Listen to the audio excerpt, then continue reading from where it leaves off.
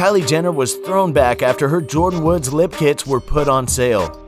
The Keeping Up with the Kardashians star Jordy's set was slashed from $27 to $13.50 days after it was reported her best friend had kissed half-sister Khloe Kardashian's boyfriend, Tristan Thompson. But the beauty mogul insisted it wasn't a deliberate snub to her former pal, as she wasn't even aware of the discount until it hit the headlines. She told the New York Times newspaper, "That is just not my character. I would never do something like that. And when I saw it, I was like, thrown back. Jordyn knows I didn't actually put it on sale." The 21-year-old star insisted the price reduction had actually been instigated weeks earlier as the company switched from white to black packaging.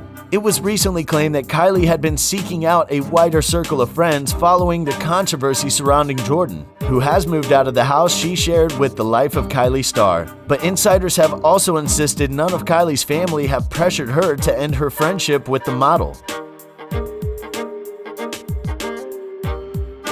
If you like and subscribe to our videos, there's a chance your favorite celebrity will follow you on Twitter. We can't prove that, but we're saying there's a chance.